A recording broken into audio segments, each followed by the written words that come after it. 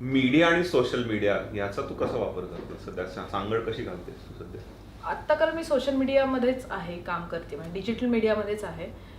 त्यामुळे म्हणजे मला आवडतंय डिजिटल मीडिया. त्याच्यात पण असे खूप अननोन फेसेस असतात जे तुमच्या आजूबाजूला असतात, तुम्ही त्यांना कधीच भेटले नसतात. त्यातले काही जण तुम्हाला खरंच मोटिवेट करत असतात आणि असं वाटत असतं की अरे कधीतरी तू भेट रे, तू खूपच भारी कमेंट करतोस, तू खूपच छान बोलतोस.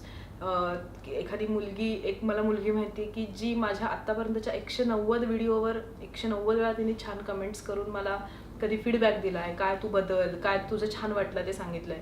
तर असे फेसेस खूप आहेत आजूबाजूला, ज्यांना मी कधी भेटली नाहीये पण जे आता खूप जवळचे वाटतात. असे फेसेस आहेत की ज्यांना मला खरंच एकदा भेटायची इच्छा आहे, इतके वाईट कमेंट करत असतात. तर एकदा भेट तुम्हाला वगैरे असं. ट्रोलिंग तर करायला काही जणांना आवडतंच, तुम्ही काही करा त्यांच्यासाठी कमीच असतं ते.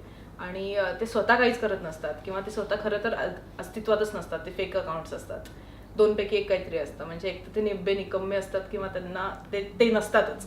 तर असे खूप कमेंट्स असतात. पण आता मी त्या कमेंट्स थेट दुर्लक्ष करायला शिकले. पहिल्यांदा मला पर्सनली घ्यायचे मी खूप, माझ्यावर परिणाम व्हायचा जेव्हा मी तो व्हिडिओ एखादा अपलोड केला तर त्याच्यावर काही निगेटिव्ह कमेंट्स आल्या तर. पण आता मी त्याच्याकडे दुर्लक्ष करायला शिकले आणि त्यातल्या छान गोष्टी घेऊन, चांगल्या टीका घेऊन पुढे जायला शिकले. Constructive feedback is always good. आपल्यालाच इम्प्रूव्ह करायला हेल्प करतो. आणि ते आम्हाला ऍक्च्युअली शिकायचं. Maybe we starting just now की how to ignore the noise, की देयर इज ऑलवेज पीपल कुछ तो लोग कहेंगे, राईट. तसं होणारच आहे ते. आणि मग मी त्या लोकांना कधीच लाईक किंवा कमेंट करायला किंवा भांडायला जात नाही. मला नाही आवडत तिथे भांडायला, कारण इथे मी भांडायला नाही आली. म्हणजे मी खूपच प्रेमाने, आणि माझं प्रेम आहे हे युट्यूब हे किंवा जर्नलिझम हे माझं प्रेम आहे, हे पॅशन आहे माझं.